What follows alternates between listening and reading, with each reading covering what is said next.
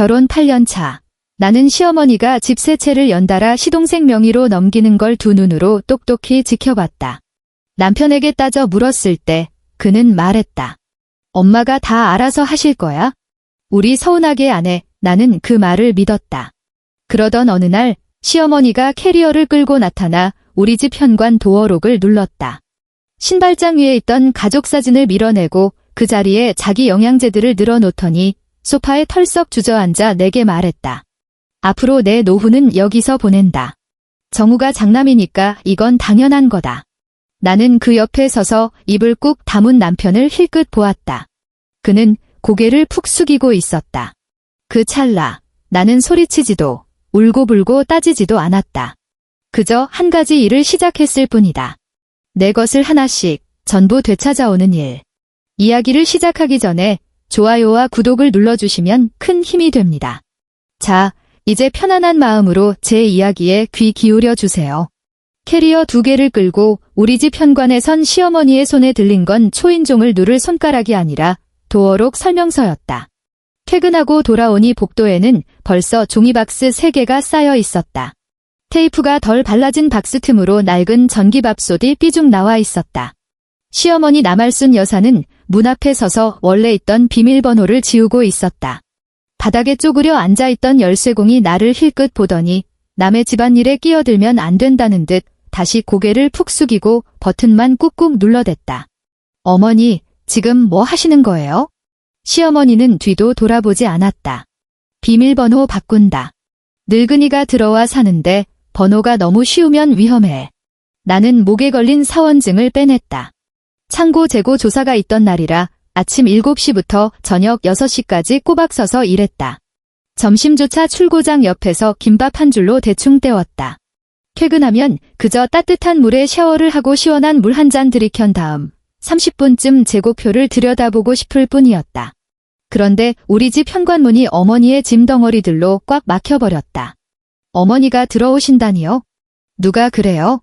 그제야 시어머니가 고개를 돌렸다. 짙은 보라색 외투, 빳빳하게 드라이를 넣은 머리, 입꼬리에 살짝 미소를 띤 얼굴은 내일 비가 온다는 일기예보를 전하듯 태연했다. 정우가 말 안 했니? 나 살던 아파트 팔았다. 이제 여기서 지낼 거다. 정우가 장남이니까 당연한 거 아니니? 나는 신발장 옆에 선 남편, 강정우를 쳐다보았다. 셔츠 차림의 넥타이는 반쯤 풀려 있었고 내 시선을 피한 채 발매트에 묻은 먼지만 뚫어져라 쳐다보고 있었다. 신발장 위에는 원래 우리가 결혼할 때 찍은 가족사진이 놓여 있었다. 그런데 시어머니는 벌써 그 액자를 평소 우산이나 두던 맨 아래 칸으로 밀어버렸다. 그리고 그 자리에 오메가 3며 관절 영양제 같은 자기 약병들을 상표가 잘 보이게 하나하나 줄 세워놓았다. 마치 자기 구역을 점령했다는 깃발처럼. 강정우, 나는 그의 이름을 불렀다. 이게 어떻게 된 일이야? 그의 목젖이 꿀꺽 움직였다. 엄마가 갑자기 지낼 곳이 없어져서 일단 당분간 모시려고. 당분간 모시는데 비밀번호까지 바꿔? 시어머니가 곧바로 말을 가로챘다. 내가 내 아들 집에 사는데 내 눈치라도 보란 거냐? 유진아, 넌 시집 온 지 8년이나 됐으면서 뭘 그렇게 내거 따지니? 이 집 전세 계약자도 정우 이름이고 집주인도 내가 잘 아는 사람이다. 퇴근하고 오자마자 인상 팍팍 쓰지 마라. 어머니가 집주인이라는 단어를 입에 올릴 때 일부러 나를 흘깃 쳐다보는 게 느껴졌다. 나도 안다.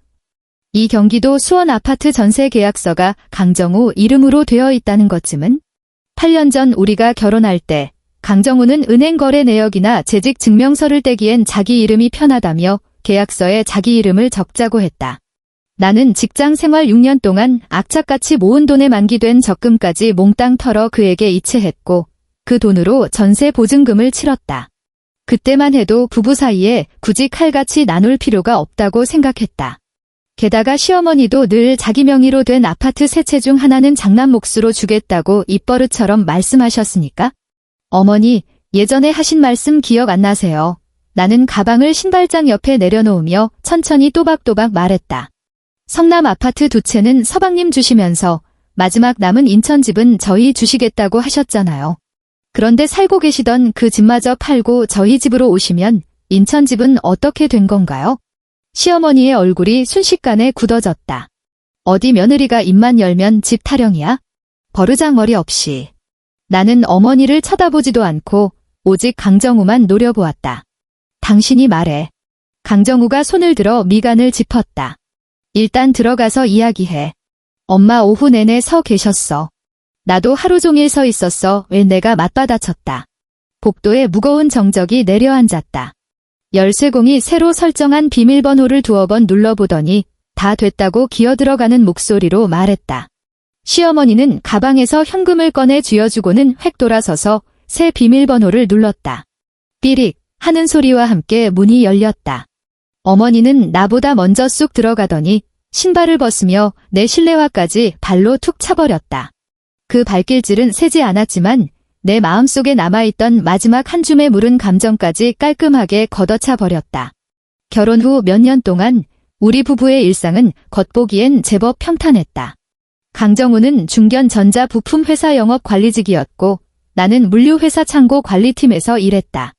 신혼 초부터 나는 월급을 쪼개는 게 습관이었다. 월세, 보험료, 양가 부모님 명절 용돈, 생활비까지 휴대폰 가계부에 1원 단위로 기록했다. 강정우는 돈 관리에 영소질이 없었고 출장도 잦아서 시댁의 대소사는 자연스레 내 몫으로 넘어왔다. 불만이 없었던 건 아니지만 그때마다 남편이 엄마가 나중에 다 알아서 공평하게 해주실 거야 라고 달래면 나는 못 이긴 척 참아 넘겼다. 첫 번째 양보는 서방님 강민우가 결혼할 때였다. 시어머니는 성남에 있는 방 2개짜리 아파트를 서방님 명의로 넘겨주시며 갓 결혼한 애들한테 집 한 채는 있어야지 하셨다. 내가 강정우에게 묻자 그는 밥숟가락을 내려놓고 기어들어가는 목소리로 말했다. 민우가 벌이도 시원찮은데 엄마가 먼저 도와주시려나 봐. 나중에 꼭 우리 몫은 따로 챙겨주신댔어. 두 번째는 서방님이 수입식품 매장을 차린다며 설칠 때였다. 시어머니는 성남에 있던 또 다른 아파트를 처분해 대출금을 대주셨다. 하필 추석 전날이었다.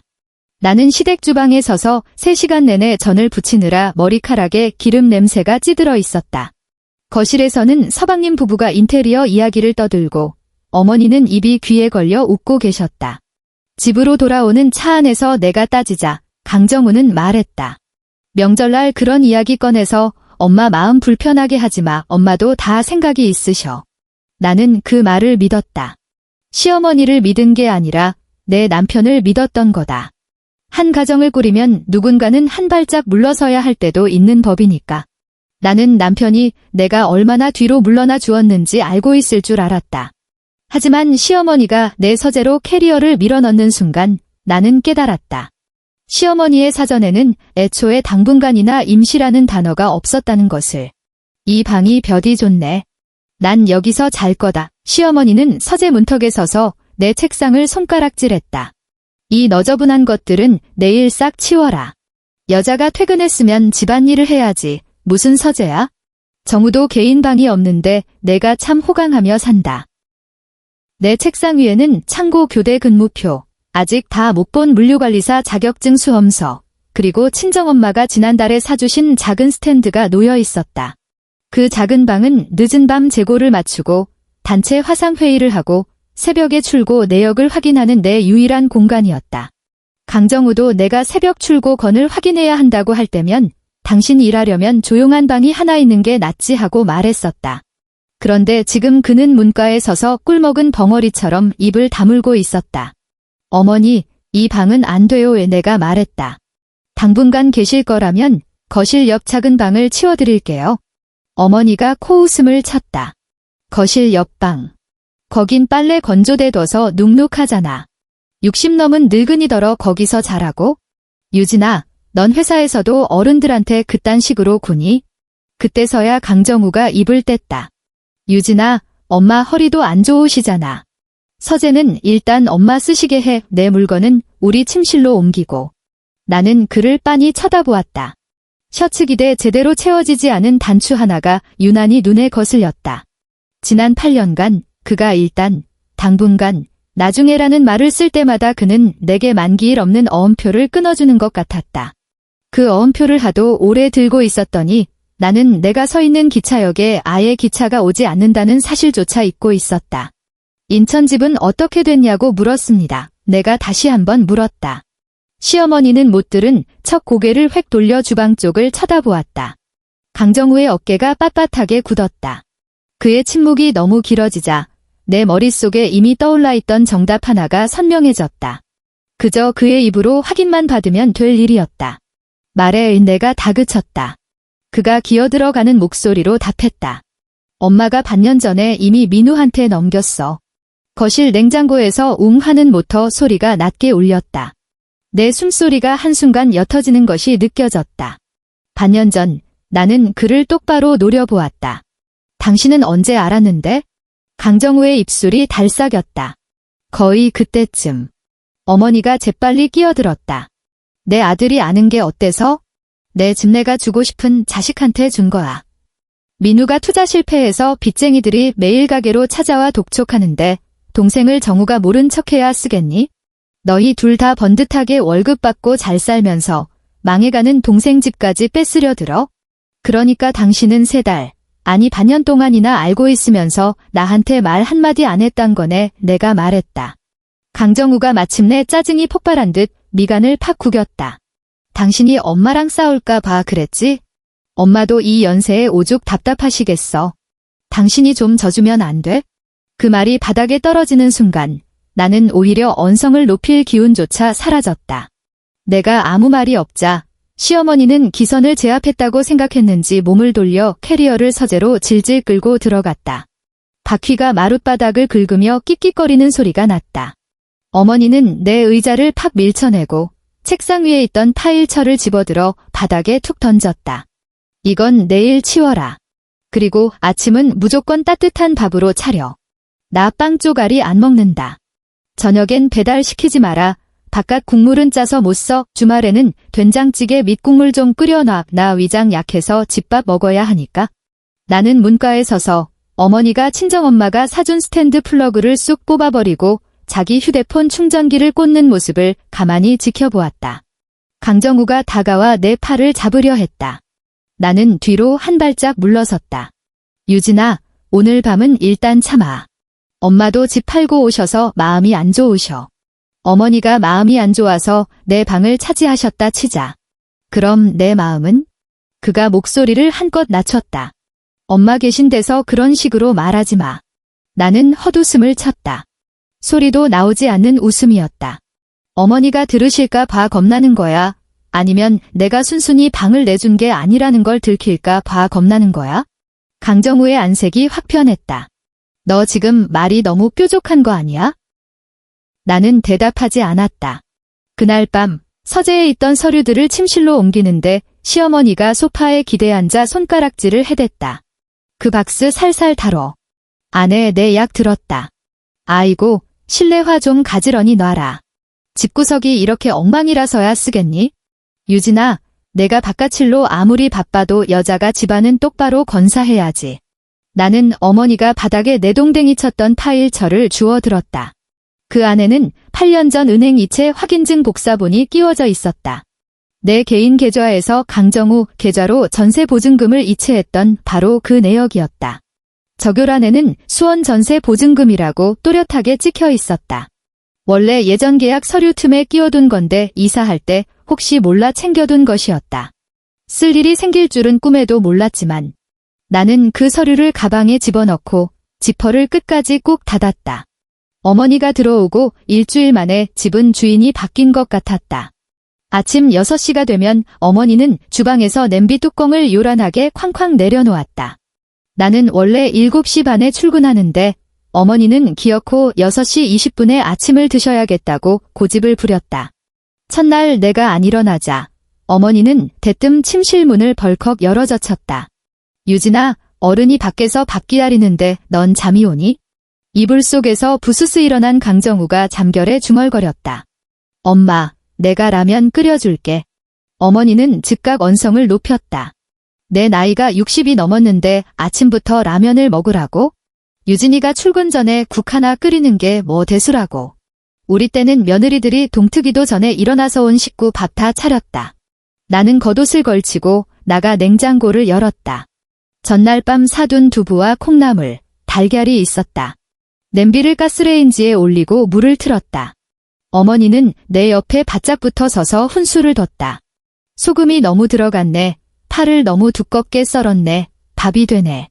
어머니가 한마디씩 던질 때마다 거실에 선 강정우는 헛기침을 해댔다. 제발 꾹 참으라는 신호였다.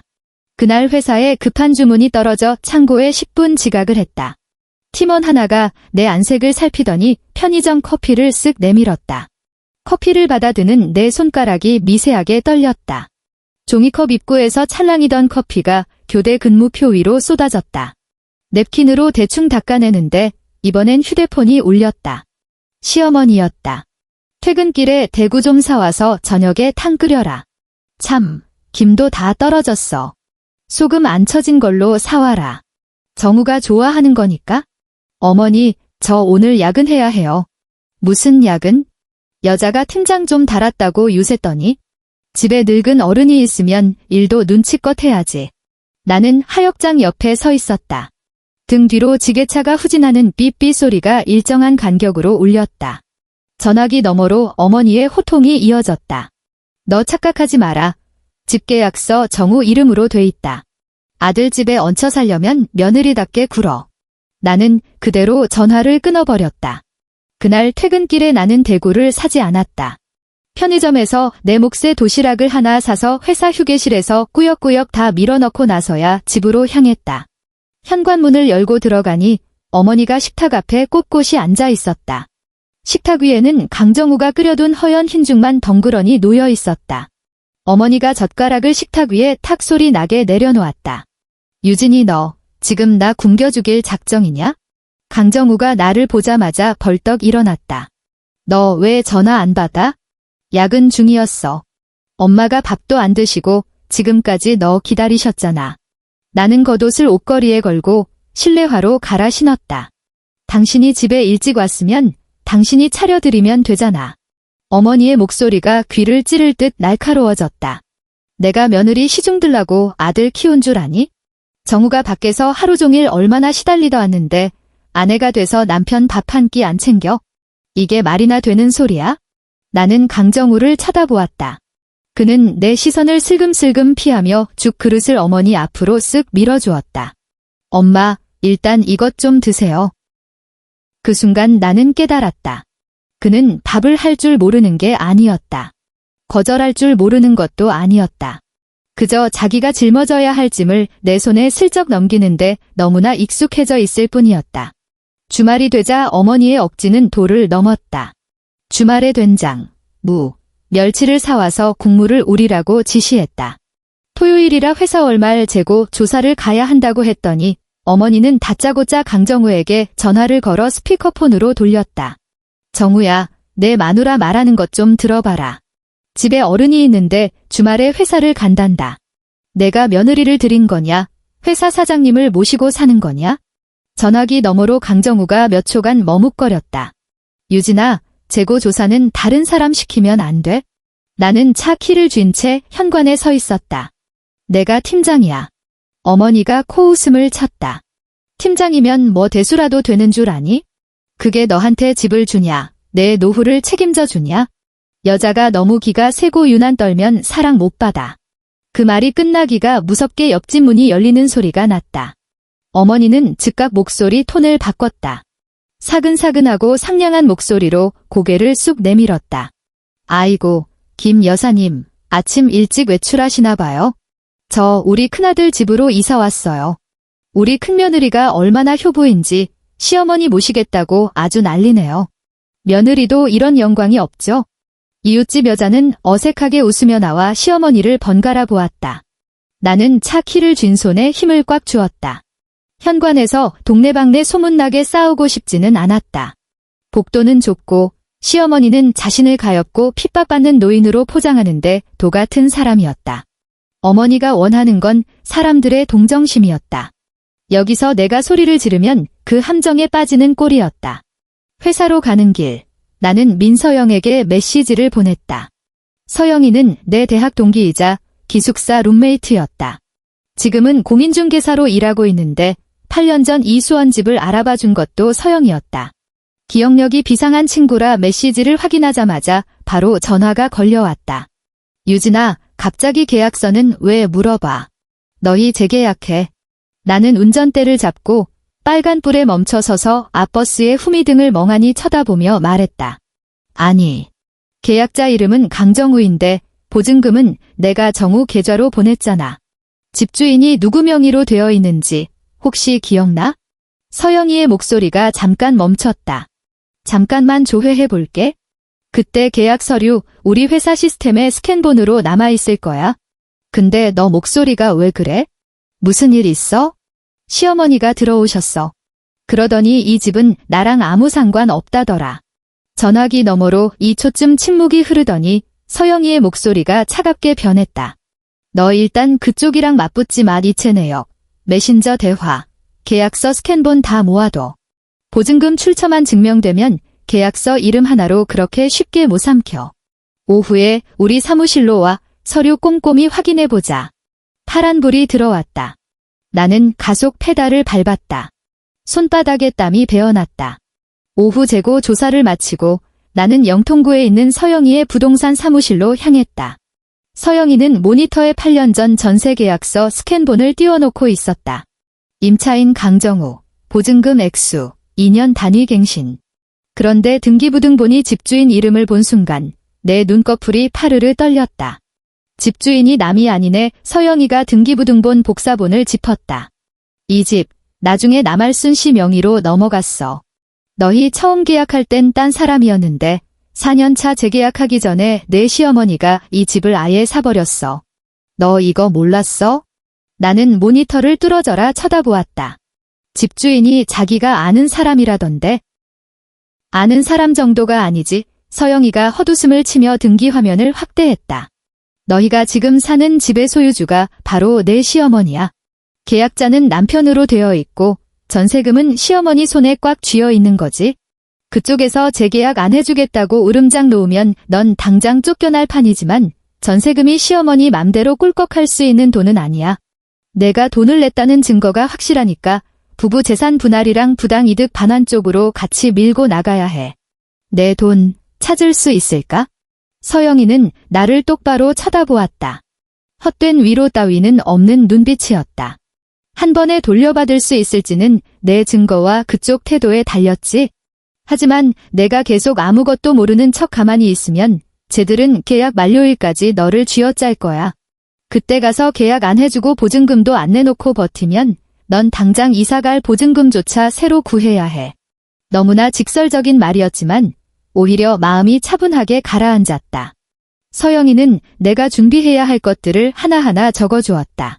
내 급여 통장 내역, 적금 만기 기록, 강정우에게 보낸 이체 내역, 당시 서영이와 집 보러 다녔던 메신저 대화, 재계약 때 내가 낸 수수료 내역, 그리고 어머니가 들어와서 비밀번호를 바꾸고 내 방을 차지하며 주거권을 위협한 증거들까지. 서영이는 내게 이래라 저래라 강요하지 않았다. 그저 이렇게 말했다. 일단 동네 무료법률 상담소 가서 정확하게 물어봐. 움직일 거라면 틈 없이 단단하게 준비하고 밟아. 집에 도착하니 밤 9시였다.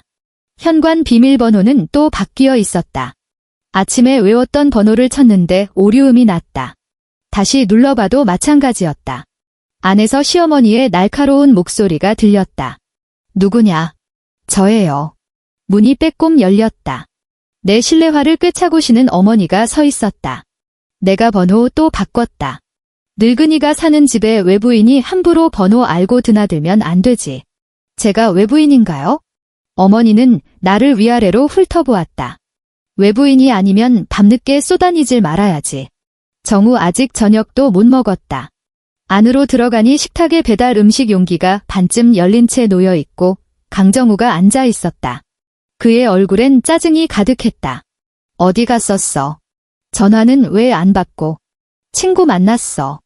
어머니가 득달같이 끼어들었다. 무슨 친구? 결혼한 여자가 밤낮 없이 밖으로 쏘다니니 집구석이 엉망진창이지. 나는 대꾸하지 않고 곧장 침실로 들어갔다. 휴대폰을 충전기에 꽂고 오늘 찍어둔 계약 서류와 명의 변경 내역을 전부 클라우드에 백업했다. 저장 버튼을 누르는 순간 강정우가 문을 열고 들어왔다. 너 요새 도대체 왜 그래? 그가 목소리를 꾹 눌러 참으며 말했다. 엄마 방금 이사 오셨는데 내가 좀 맞춰드리면 안 돼? 어머니, 언제 나가셔? 그는 흠칫 놀란 표정이었다. 집도 다 팔았는데 어디로 가시라고? 서방님 집으로 가시라 해. 집 세 채 다 서방님 거잖아. 강정우의 안색이 순식간에 어두워졌다. 민우도 사정이 안 좋아. 우리는 사정 좋니? 너 자꾸 집 얘기 좀 꺼내지 마. 그가 방문을 닫고 목소리를 더 낮췄다. 엄마 이제 갈 데도 없어. 내가 좀 이해해. 나는 고개를 들어 그를 보았다. 어머니는 퇴로를 싹 다 팔아서 당신 동생 빚 갚아주고 우리 집에 들어와서 나더러 밥해라. 방 내놔라. 눈치나 보게 만들고 있어? 당신은 나더러 이해하라는데 그럼 나는 누가 이해해주는데? 강정우의 인내심이 마침내 툭 끊어졌다. 심유진, 너 좀 성숙하게 굴 수 없어? 가족끼리 굳이 그렇게 칼같이 계산해야 해? 나는 그를 빤히 바라보다 불쑥 물었다. 인천 집 넘겨주기 전에 어머니 노후 문제는 당신이랑 미리 상의한 거지? 그의 표정이 0.5초쯤 굳어버렸다. 그 0.5초면 충분했다. 아니야, 그가 재빨리 변명했다. 쓸데없는 소리 하지 마. 나는 더 묻지 않았다. 그날 밤, 그가 씻으러 들어간 사이 그의 휴대폰이 침대 협탁 위에 놓여 있었다. 우리는 지난 8년 동안 서로의 휴대폰을 훔쳐보는 짓 따윈 한 번도 한 적이 없었다. 하지만 화면이 밝아졌을 때 시어머니가 보낸 메시지 미리 보기가 내 눈을 찔렀다. 유진이 오늘 또 말대꾸하더라. 내가 설득한다더니 아직도 저 모양이니? 나는 침대 가장자리에 앉아 욕실에서 들려오는 물소리를 들으며 휴대폰 위에서 손가락을 멈췄다. 비밀번호는 우리의 결혼기념일이었다. 화면이 열리는 순간 내 심장은 미친 듯이 뛰었다. 죄책감 때문이 아니었다. 그 안에 무엇이 들어있을지 이미 본능적으로 예감했기 때문이었다. 대화창을 위로 쭉 올려보니 1년 전 날짜에 멈춰섰다. 시어머니, 인천 집도 그냥 민우 주련다. 걔 투자 받으려면 담보가 있어야 한대. 안 그럼 그 녀석 진짜 길바닥 나앉아. 너희 부부는 둘 다 월급 꼬박꼬박 나오고 지금 전셋집도 충분하잖아. 강정우, 유진이가 알면 난리 칠 텐데요. 시어머니, 내가 유진이 잘 구슬려봐. 나중엔 내가 너희 집에 들어가서 노후 보내면 되지? 장남집인데 당연한 거 아니니? 민우한테 집 주고 넌 내 노후 책임지고. 딱 좋네. 강정우, 제가 천천히 말해볼게요. 일단 유진이 모르게 하세요. 내가 유진이 잘 구슬려 볼게요. 그 문장을 쳐다보는데 손끝이 시리다 못해 마비되는 것 같았다. 물소리가 뚝 끊겼다. 나는 대화 내역을 하나하나 사진으로 찍어 내 휴대폰으로 전송하고 원래 화면으로 감쪽같이 돌려놓았다. 강정우가 욕실에서 나왔을 때 나는 여전히 침대 끝에 멍하니 앉아 있었다. 불은 왜 안 켜고 있어? 그가 수건으로 머리를 털며 물었다. 나는 내 휴대폰을 그에게 내밀었다. 화면에는 방금 찍은 사진이 띄워져 있었다. 1년 전부터 당신은 어머니가 집 다 동생한테 넘기고 우리 집에 눌러앉을 거라는 거 다 알고 있었네. 그의 얼굴이 하얗게 질렸다. 해명도, 사과도 아니었다. 그는 다짜고짜 손을 뻗어 내 휴대폰을 낚아채려 했다. 너 내 폰 훔쳐봤어? 나는 휴대폰을 쓱 피했다. 대답이나 해. 너 진짜 선 넘는다. 그가 버럭 소리를 질렀다. 부부 사이에 최소한의 믿음도 없어? 나는 실소가 터질 뻔했다. 믿음. 당신이랑 당신 어머니가 짜고 나를 감쪽같이 속이면서 내 돈 뜯어내고 내 노동력 착취하다가 늙은 어머니 갈 때 없어지니까 내 집에 쑤셔 넣었잖아. 그런데 지금 나한테 믿음 운운하는 거야? 강정우가 수건을 의자 등받이에 거칠게 패대기 쳤다. 그럼 내가 어떡해? 엄마 자식이라곤 나랑 민우 둘뿐인데? 민우가 지금 길바닥에 나앉게 생겼다는데 엄마가 모른 척해? 넌 번듯한 직장도 있고 생활력도 강하잖아. 우리가 좀 참고 넘어가면 안 되는 거냐고. 왜 매번 참는 건 나여야 하는데? 그가 나를 쳐다보는 눈빛엔 전에 본 적 없는 서늘함이 서려 있었다. 너는 독하니까 버틸 수 있잖아. 민우네처럼 징징대지도 않고 잘 견디잖아. 엄마가 60이 훌쩍 넘었는데 여관방이나 전전하게 만들 셈이야? 동생 줬다는 그 집에 가서 사시라 해. 그 집들 다 은행에 담보 잡혔다고 강정우가 엉겁결에 빽소리쳤다. 아차 싶었는지 스스로 눈을 질끈 감았다. 나는 자리에서 벌떡 일어났다. 그러니까 당신은 전부 다 알고 있었던 거야? 집 세 채가 싹 다 동생 명의로 넘어간 것도, 어머니가 우리 집에 와서 노후 뼈 묻으려던 것도, 그리고 지금 우리가 사는 이 집 명의가 어머니로 되어 있다는 것까지. 그런데도 나한텐 계속 기다려라. 엄마가 공평하게 해주실 거다. 그렇게 입에 발린 거짓말만 해댔던 거고. 강정우에 앉면 근육이 파르르 떨리더니 짐승처럼 으르렁거렸다. 너 왜 나를 천하의 몹쓸 놈으로 몰아가? 이 집 전세 계약서 내 이름으로 돼 있어? 내가 여기서 이렇게 핏대 세워봤자 너한테 득될 거 하나도 없다고. 방 안이 찬물이라도 끼얹은 듯 쥐죽은 듯 조용해졌다. 결국 그 말이 그의 입 밖으로 나오고야 말았다. 그는 전세금이 내 돈이라는 걸 모르는 게 아니었다. 단지 계약서에 내 이름이 없다는 사실 하나만 믿고 필요할 때마다 나를 짓누르는 무기로 삼았던 거다. 거실에서 어머니가 헛기침하는 소리가 들렸다. 분명 다 듣고 있으면서도 들어오지 않고 있었다. 며느리 기죽이는 건 아들 목이라고 믿으며 버티고 있는 거겠지? 나는 침대 협탁 서랍을 열고 이체 확인증 복사본을 꺼내 서류 봉투에 집어넣었다. 강정우, 나는 8년 만에 처음으로 억양 없는 서늘한 목소리로 그를 불렀다. 내일부터 당신네 모자 일해. 내 이름은 빼. 그가 미간을 구겼다. 그게 무슨 소리야? 곧 알게 될 거야. 그날 밤 나는 한숨도 자지 못했다. 새벽에 화장실에 가던 시어머니는 보란듯이 문을 쾅 닫아댔다. 강정우는 등을 돌린 채 코를 골며 잤다. 방금 전에 끔찍한 싸움 따윈 다 잊은 사람처럼. 나는 눈을 부릅뜬 채 천장에 달린 에어컨 불빛이 껌벅거리는 것만 지켜보았다. 나는 울지 않았다. 눈물로 도어록 번호를 풀 수도 없고 내 전세금을 되찾을 수도 없으며 이미 뼛속까지 제 엄마 편인 남편을 갱생시킬 수도 없으니까. 다음 날 아침 나는 반차를 냈다. 팀장은 전화기 너머로 내 잠긴 목소리를 듣더니 짧게 물었다. 집에 무슨 일 있어요? 오늘 입고는 박 대리한테 맡길 테니 유진 팀장은 오후에 천천히 나와요. 나는 짧게 감사 인사를 전하고 서류 뭉치를 챙겨 구청 옆 무료 법률 상담소로 향했다. 복도에는 상담을 기다리는 사람들이 서성이고 있었다. 내 차례가 되어 들어갔을 때 중년의 변호사는 내가 내민 서류들을 빠르게 훑어넘겼다. 핵심만 짚어내는 날카로운 눈이었다. 전세 계약자는 남편으로 되어 있지만 보증금 출처가 본인 계좌라는 게 가장 중요합니다. 그가 이체 내역을 맨 위로 빼놓으며 말했다. 결혼 중에 일어난 일이라 셈이 좀 복잡해지겠지만 돈의 출처가 명확하니 이혼 시 재산 분할에서 충분히 권리를 주장할 수 있습니다. 집 명의가 시어머니로 넘어갔으니 서류상으로는 시어머니가 남편, 뒷차인 내게 보증금을 돌려줘야 하는 구조입니다. 하지만 본인은 남편을 상대로 본인이 낸 돈을 돌려달라고 청구할 수 있고 필요하다면 돈의 흐름을 추적해 시어머니에게도 책임을 물을 수 있습니다. 내가 물었다. 만약 시어머니가 집이 자기 것이니 저와는 무관하다고 오리발을 내밀면요? 변호사가 안경 너머로 나를 쳐다보았다. 집주인이 누구냐와 전세금을 누가 냈느냐는 완전히 별개의 문제입니다. 그리고 아까 시어머니가 허락 없이 들어와서 비밀번호를 바꾸고 방을 강제로 차지했다고 하셨죠. 이건 정상적인 부부 생활을 심각하게 침해한 행위입니다. 이혼 소송으로 갈 거면 지금 가지고 계신 메신저 대화, 녹취, 사진 다 긁어 모아 두세요.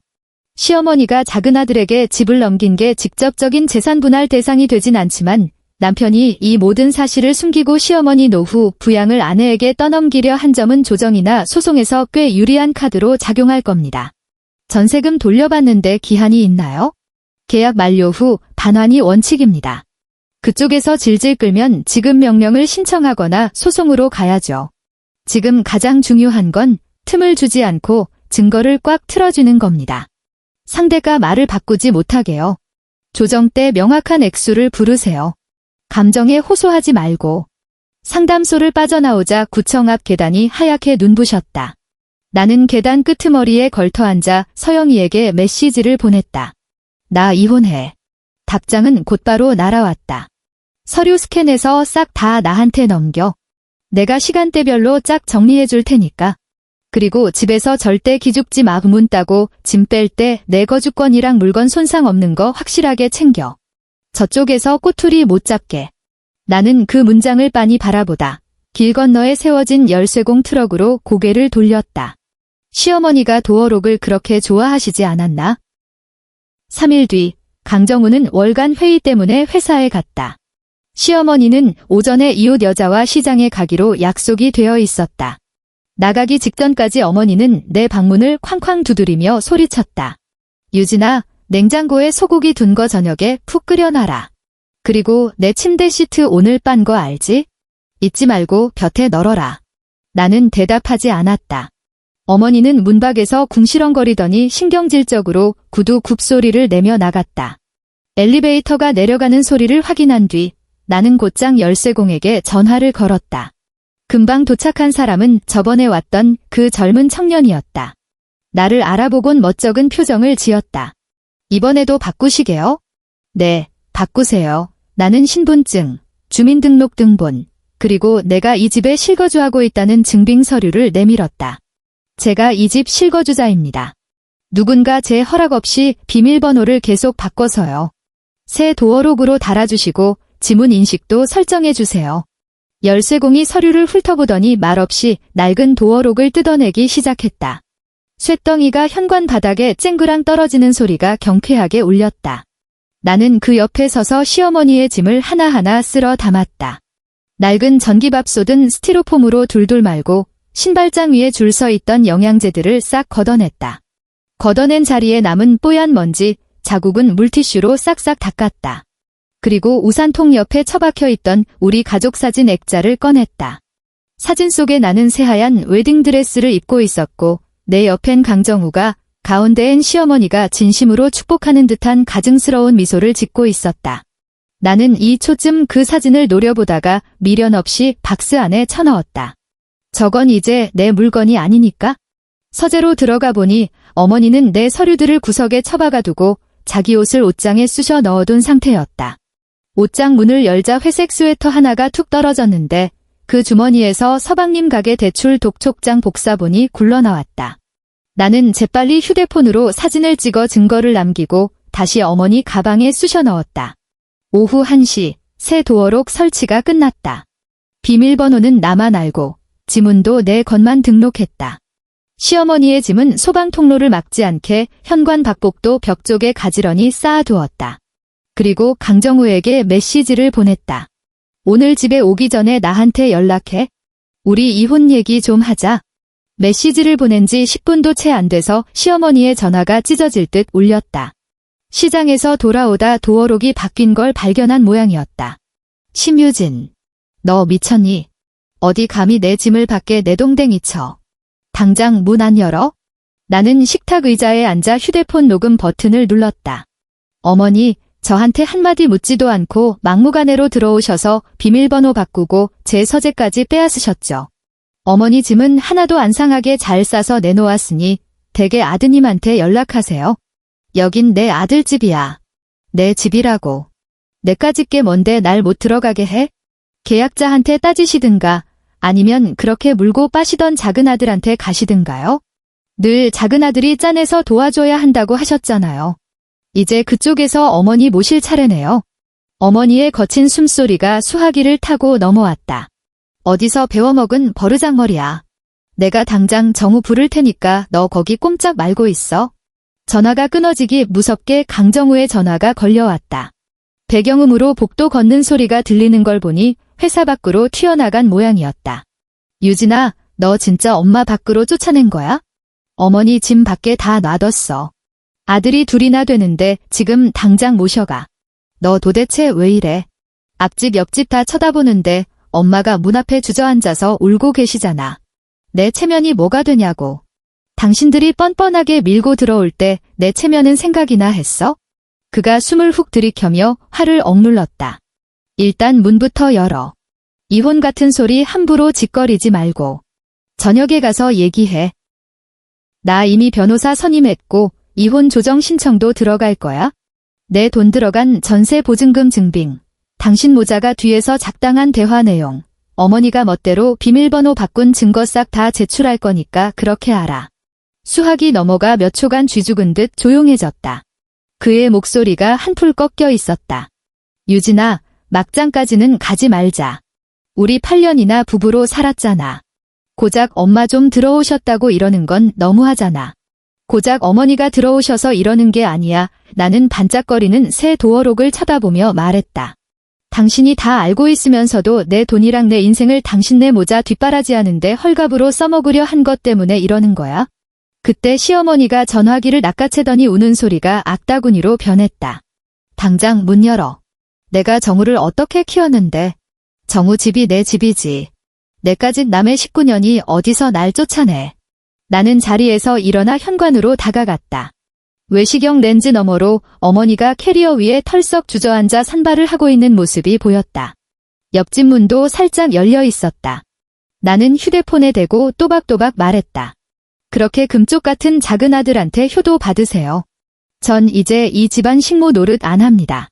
그러고는 가차없이 통화 종료 버튼을 눌렀다. 그날 밤 강정우는 집에 오지 않았다. 그는 시어머니를 모시고 싸구려 모텔로 갔다. 다음 날 새벽 분노와 애원이 뒤섞인 장문의 메시지가 열몇 통이나 쏟아졌다. 마지막 문장은 이거였다. 엄마 연세도 있으신데 너무 자극하지 마. 나는 답장하지 않았다.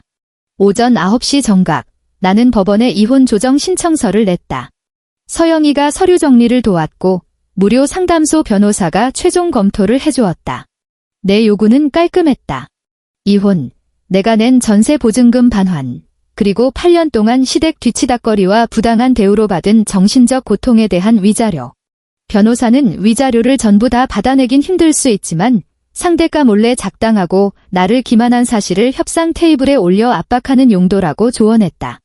강정우가 진짜로 똥줄이 타기 시작한 건 법원에서 조정기일 통지서가 날아간 날이었다. 그가 헐레벌떡 집으로 뛰어 들어왔을 때 나는 안방 옷가지들을 박스에 싸고 있었다. 서류를 직접 받아야 해서 임시로 문을 열어준 상태였다. 반쯤 텅 빈 옷장을 본 그의 얼굴이 흑빛으로 변했다. 너 진짜로 할 셈이야? 나는 서류 복사본을 테이블 위에 툭 던졌다. 조정 날짜 여기 있어? 변호사 알아봐. 유진아, 우리 대화 좀 하자. 그가 내 맞은편에 주저앉아 초조하게 무릎을 문질렀다. 엄마 일은 내가 어떻게든 할게. 엄마 민훈의 집으로 모실게. 그러니까 이혼은 하지 마. 가신대. 내가 잘 말씀드릴게. 나는 그를 빤히 바라보았다. 당신 참 말은 잘해. 어디 한번 해보든가. 비아냥거리는 내 말투에 그의 얼굴이 굳었지만 그는 보란듯이 동생에게 전화를 걸었다. 내가 듣도록 스피커폰을 켜둔 채였다. 민우야, 엄마 당분간 너희 집에서 지내셔야겠다. 수화기 너머로 귀찮음이 뚝뚝 묻어나는 서방님의 목소리가 들렸다. 형, 우리 집에 무슨 빈 방이 있어? 애들 방도 모자라 죽겠는데? 내 이름으로 된 집이 세 채나 있잖아. 아, 형도 알면서 왜 그래? 그 집들 싹 다 은행에 담보 잡히고 세입자 살고 있잖아. 대출금 막기도 벅차다고. 엄마 늙으시면 무조건 형이랑 같이 산다며? 강정우가 내 눈치를 슬금슬금 살피며 목소리를 낮췄다. 지금 사정이 생겼어. 유진이가 이혼하젠다. 서방님 쪽에서 헛숨을 들이켜는 소리가 났다. 하지만 이내 목소리가 더 날카로워졌다. 그러니까 형이 형수를 잘 구슬려야지. 엄마 우리 집 오시면 내 마누라 기절해. 그리고 애초에 엄마 집들 나한테 넘길 때 형도 다 오케이 했잖아. 강정우의 얼굴이 종잇장처럼 구겨졌다. 나는 팔짱을 낀 채 한마디도 하지 않았다. 전화기 너머에서 서방님의 핑계가 계속 이어졌다. 형, 나도 지금 죽겠어. 이번 달 대출 이자도 빵꾸나게 생겼다고. 엄마 여관방에 계시면 며칠만 좀 더 버티시라 해. 형은 다달이 월급 잘 나오잖아. 전화가 뚝 끊어지고 거실에는 소름 끼치는 정적만 남았다. 강정우는 휴대폰을 쥔 손등의 핏대가 서도록 부들부들 떨고 있었다. 결국 그는 자기가 그토록 감싸고 돌았던 동생에게 자기가 나한테 했던 말과 똑같은 말로 뒤통수를 맞은 셈이다. 나도 힘들어. 시어머니는 그날 기어코 작은아들 집으로 쳐들어갔다. 내가 직접 본 건 아니지만 시어머니가 강정우에게 울며불며 전화했을 때 옆에서 똑똑히 들었다. 서방님네는 문도 안 열어주고 문 밖에 생수 2병과 편의점 삼각김밥 하나가 든 종이봉투만 덜렁 내놓았다고 했다. 정우야. 민우 이 호로 자식. 내가 집을 3채나 사줬는데 빈방 하나가 없단다. 당장 와서 나 좀 데려가라. 나 지금 걔네 문 앞에 주저앉아 있는데 옆집 사람들이 다 쳐다봐서 창피해 죽겠다. 강정우가 눈을 질끈 감으며 지친 목소리로 말했다. 엄마, 근처 찜질방이라도 가 계셔. 나 지금 회사라 못 가. 내가 어떻게 어미한테 이래? 이게 다 심유진 그 독사 같은 년 때문이야. 날 길바닥에 내몰았으면 내가 머리채라도 끌고 와서 사과시켜야 할 거 아니냐? 나는 강정우의 손에서 휴대폰을 낚아챘다. 어머니가 숨 넘어가게 저주를 퍼붓는 걸 끝까지 듣고 나서야 입을 열었다. 나말순 여사님, 대개 그 잘난 둘째 아들한테 집 3채나 주고도 발매트 하나만도 못한 취급받는 거, 제가 그런 거 아닙니다. 어머님이 머리 굴려서 아주 기가 막히게 짜놓은 판이니까 끝까지 그 판에서 잘 놀아보세요. 전화기 너머에서 헉하는 소리가 났다. 이내 날카로운 비명이 터졌다. 너 방금 뭐라고 불렀어? 나 내 시어머니다. 앞으로 제가 그쪽을 어머니라고 부를 일은 평생 없을 겁니다. 나는 전화를 툭 끊고 휴대폰을 강정우에게 던져주었다. 그는 두려움과 분노가 뒤섞인 눈으로 나를 쳐다보았다. 너 진짜 변했다. 그가 중얼거렸다. 내 열쇠를 내가 다시 찾아왔을 뿐이야. 조정 기일 당일, 강정우는 반쪽이 된 얼굴로 나타났고 시어머니도 득달같이 따라왔다. 복도 벤치에 낡은 가방을 끌어안고 앉아있던 어머니는 나를 보자마자 용수철처럼 튀어올랐다. 내가 여길 뻔뻔하게 어딜 기어나와? 늙은 어미를 길바닥에 쫓아내고 돈까지 뜯어내려고. 사람들아, 이 독한 며느리년 좀 보소. 복도를 지나가던 사람들이 흘끔거렸다. 조정실 문 앞 직원이 미간을 찌푸리며 조용히 하라고 제지했다. 그러자 어머니는 더 크게 바닥을 치며 통곡했다. 내가 한평생 뼈 빠지게 아들 키워놨더니 늙어서 쉴방 한 칸도 안 주네. 이 천하에 몹쓸려나. 나는 그 난동에 눈 하나 깜짝하지 않았다. 가방에서 서류 뭉치를 꺼내 강정우 측 변호사와 조정위원에게 각각 내밀었다. 첫 장은 내 급여와 적금 통장 내역, 두 번째 장은 강정우에게 보낸 전세금 이체 내역, 세 번째 장은 당시 전세계약서 스캔본, 그리고 뒤이어 시어머니가 내 방을 점령하고 비밀번호를 바꾼 증거사진과 녹취록이었다. 가장 두꺼운 뭉치는 1년 전 그들 모자가 작당 모의한 메신저 대화 캡처본이었다. 조정위원이 메신저 대화록을 훑어보더니 강정우를 찌푸린 눈으로 쳐다보았다. 강 선생님, 본인은 모친의 재산 빼돌리기와 기습 입주 계획을 사전에 명확히 인지하고 있었군요. 강정우의 변호사가 귓속말로 무언가 속삭였다. 강정우의 얼굴이 일그러지더니 아무 대답도 하지 못했다. 옆에서 지켜보던 시어머니가 펄쩍 뛰었다. 그게 어때서요? 내 집 내 아들한테 준 건데 제가 무슨 상관이에요? 제가 애를 낳아줬어요. 우리 강씨 집안대를 이었어요. 애도 못 낳은 주제에 무슨 낯짝으로 집 타령이야. 그 폭탄 발언에 조정실 안의 공기가 얼어붙었다. 나는 의자를 살짝 당겨 앉았다. 8년 동안 시댁에서 온갖 가시 돋친 말을 들었지만 아이 문제만큼은 어머니가 밥상머리에서 구시렁거리기만 했을 뿐이다. 그런데 오늘 이렇게 공식적인 자리에서 빽소리 질러주니 내가 구구절절 설명할 수고가 줄어 속이 다 시원했다. 조정위원의 안색이 싸늘하게 식었다. 발언 주의하십시오. 여기는 부부의 재산 분할과 혼인 파탄의 책임을 묻는 자리지 여성의 출산 여부를 평가하는 자리가 아닙니다. 시어머니가 입을 뻐끔거리며 더 떠들려 하자 강정우가 다급하게 옷자락을 잡아당겼다. 엄마, 제발 입 좀 닫아. 나는 휴대폰 녹음기를 틀었다. 시어머니가 복도에서 이웃에게 큰며느리가 시어머니 모시는 게 영광이지 떠들던 목소리, 그리고 이 집 계약자는 정우다라며 나를 협박하던 목소리가 선명하게 울려 퍼졌다. 녹음이 끝날 때쯤 강정우는 고개를 무릎에 쳐박고 나를 쳐다보지도 못했다. 조정위원이 물었다. 심유진 씨, 청구 취지는 그대로 유지하십니까? 유지합니다. 내가 단호하게 말했다. 제가 낸 전세 보증금 전액 반환. 그리고 혼인 기간 내내 중대한 사실을 숨기고 시어머니의 주거 침입을 방조한 강정우 씨에게 위자료 청구합니다. 구체적인 금액은 오늘 이 자리에서 확정짓고 싶습니다. 마침내 강정우가 입을 뗐다. 전세금 지금 저한테 없어요? 엄마한테 있습니다. 집주인이 엄마니까 계약 끝나고 엄마가 저한테 돈 돌려주면 그때 유진이한테 줄게요. 나는 턱짓으로 시어머니를 가리켰다. 시어머니가 기겁을 하며 소리쳤다. 나 돈 없다. 그 돈 쓴 지가 언젠데. 집 고치고 세금 내고 민우 대출이자 막아주느라 싹 다 썼어. 그리고 아들 며느리가 내 집에 사는데 보증금 좀 내가 쓰면 어때서. 조정실 안이 정막에 휩싸였다. 서영이가 경고했던 최악의 상황. 시어머니가 내 보증금을 횡령했다는 사실을 내 두 귀로 직접 듣고 난이 속이 쓰렸다. 6년 동안 추운 창고에서 밤샘 재고 조사를 하고 휴일도 없이 구르며 모은 내 피 같은 돈이었다. 그런데 어떻게 그게 어때서라는 말이 저렇게 쉽게 튀어나올까? 내 냉장고에 있던 김치통 하나 빼먹은 것처럼 가볍게. 강정우가 용수철처럼 고개를 쳐들었다. 엄마, 그 돈을 썼다고. 어머니의 눈동자가 갈 곳을 잃고 흔들렸다. 다 민우 살리자고 그런 거 아니냐. 내 동생 가게에 빚쟁이들 들이닥치면 그 꼴을 어떻게 봐. 그거 유진이 돈이잖아. 강정우의 목소리가 쩍 갈라졌다. 시어머니가 눈을 부라렸다. 너 지금 나한테 큰 소리 치니? 쟤는 너랑 갈라선다는 남인데 나는 내 애미야.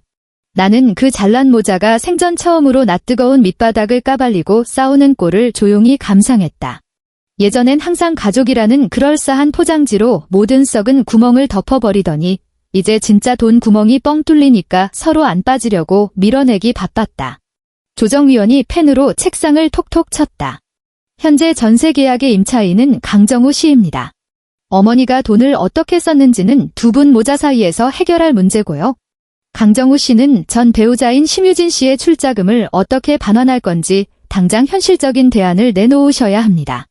오늘 조정 결렬되고 정식 소송 가면 계좌 추적 다 들어가고 이 사태가 밖으로 낱낱이 다 까발려집니다. 강정우의 변호사도 표정이 썩어 들어갔다. 그는 강정우의 팔을 잡아 끌고 구석에서 한참을 심각하게 쑥덕거렸다.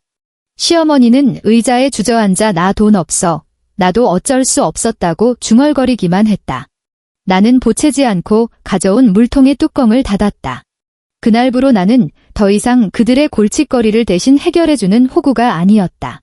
첫 조정은 그날로 끝나지 않았다. 강정우는 분할 상환을 요구했고 나는 단칼에 거절했다. 어머니는 자기가 늙었으니 좀 봐달라며 반액 포기를 주장했다. 나는 어머니가 전세금을 횡령했다고 스스로 자백한 녹취 시간대를 종이에 큼지막하게 적어 상대 변호사 쪽으로 쓱 밀어주었다. 두 번째 조정 기일 며칠 전 강정우가 먼저 만나자고 연락을 해왔다. 법원 근처 카페에 도착해보니 그는 벌써 자리를 잡고 앉아 있었고 테이블 위엔 아이스 아메리카노 2잔이 놓여 있었다. 나는 내 몫의 커피에는 손도 대지 않았다. 유진아, 그의 목소리는 눈에 띄게 풀 죽어 있었다. 내 차 팔고 회사에서 신용 대출 받아서 일단 큰 불은 끌게. 나머지 잔금은 3달 안에 무조건 다 갚을게. 위자료도 줄게. 그러니까 제발 우리 엄마랑 나눈 대화 기록 그거 소송까지는 끌고 가지 말아줘. 왜? 그가 씁쓸하게 웃었다. 회사에 집안 꼴 우습게 소문나는 것도 치명적이고 엄마도 요새 스트레스로 알아놓으셨어. 나는 그를 똑바로 쳐다보았다. 어머니가 알아놓으신 건 그 애지중지하던 둘째 아들이 문전박대하고 당신이 싸구려 여관방에 처박아뒀기 때문이야. 내가 증거를 제출해서가 아니라. 그는 입을 다물고 한참을 괴로운 듯 고개를 숙였다. 내가 너한테 씻을 수 없는 죄를 지은 거 알아. 너무 늦은 사과였고 너무 깃털처럼 가벼운 사과였다. 그 말 한마디로 8년의 시간이 되돌아갈 리도 없었고 동생 명의로 넘어간 집 세 채가 돌아올 리도 없었으며 뺏긴 내 방과 짓밟힌 내 자존심이 회복될 리도 없었다. 나는 그가 내민 합의안을 손가락으로 튕겨 넘겼다. 내 보증금 원금 전액, 단돈 1원도 깎지 말고 다 돌려놔. 위자료도 내 변호사가 부른 금액 그대로 기재해.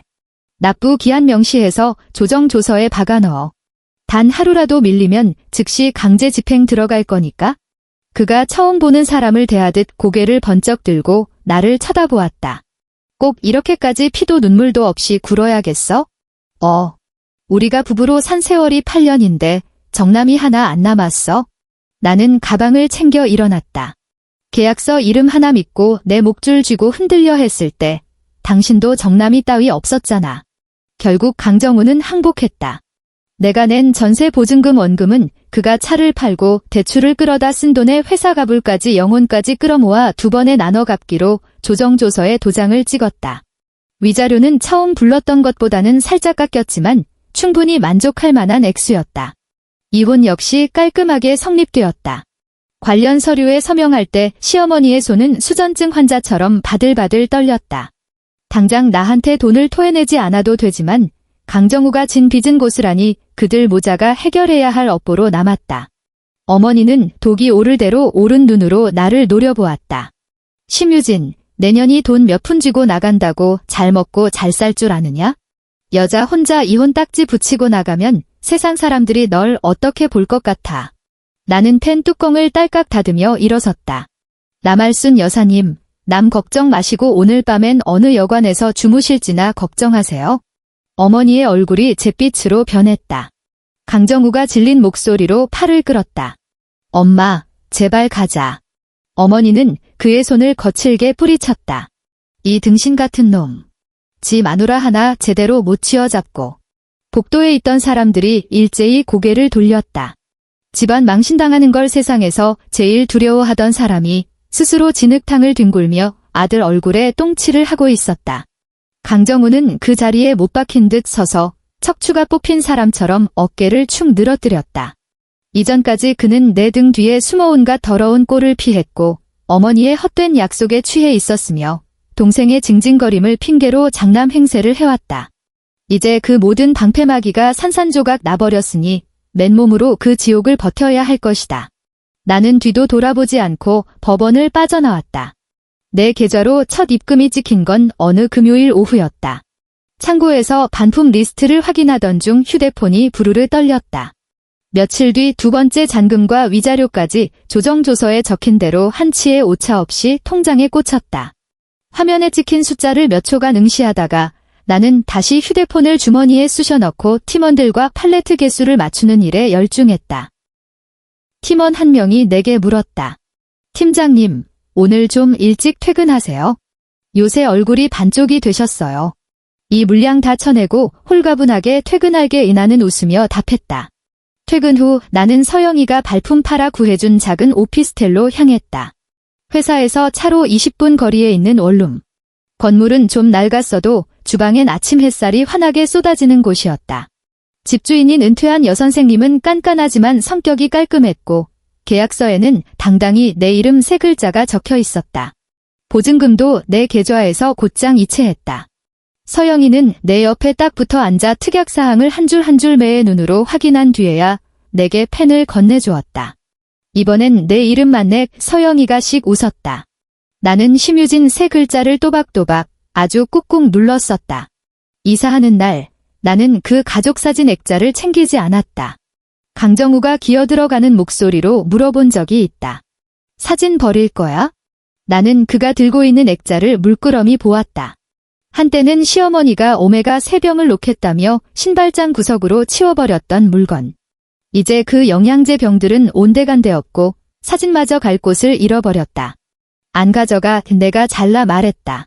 당신이 가져.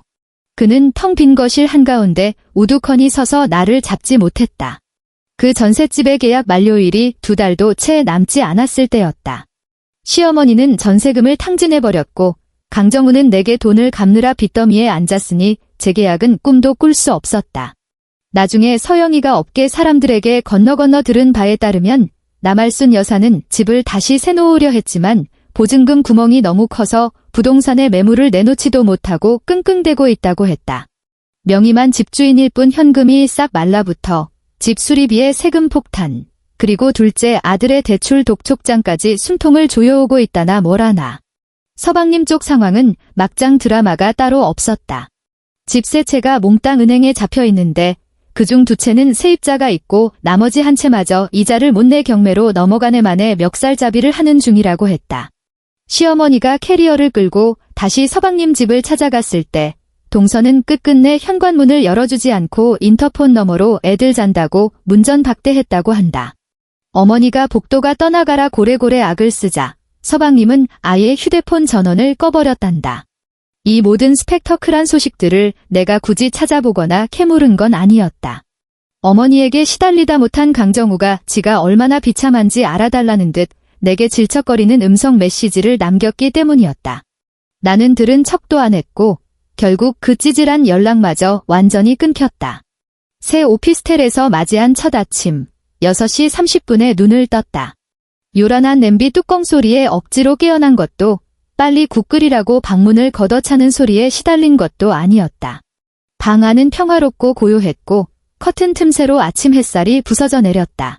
나는 내 입맛에 딱 맞게 간을 한 두부찌개와 따뜻한 밥을 차려 먹었다. 설거지를 깔끔하게 마친 뒤 가방을 메고 가벼운 발걸음으로 출근길에 올랐다. 엘리베이터 거울에 비친 36의 내 모습. 눈 밑엔 옅은 다크서클이 남아있고 이사하느라 바빠 머리를 대충 묶었지만 표정만큼은 날아갈 듯 가벼웠다. 목에 걸린 사원증 위로 내 이름이 선명하게 빛났다.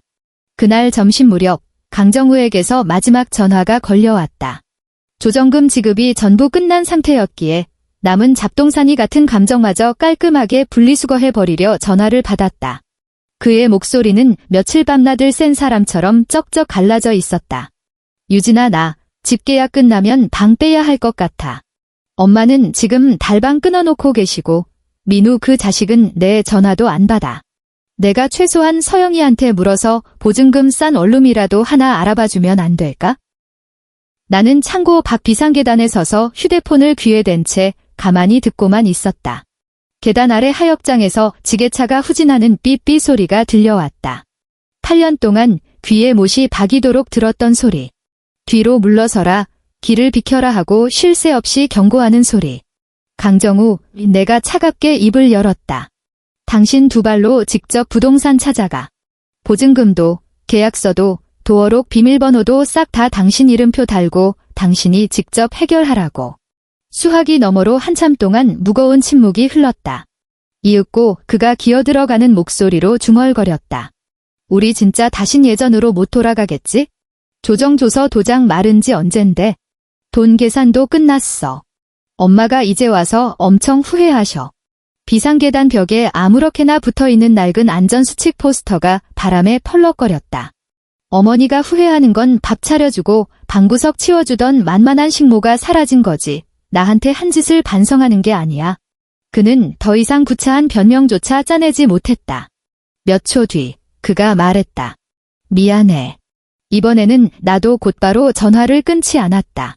그 알량하고 뒤늦은 세 글자가 허공을 떠돌다 바닥으로 추락할 때까지 가만히 기다렸다가 똑박또박 대꾸했다.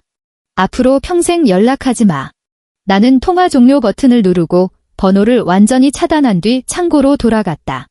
출고장을 확인해달라는 팀원의 부름에 스캐너를 집어들었다.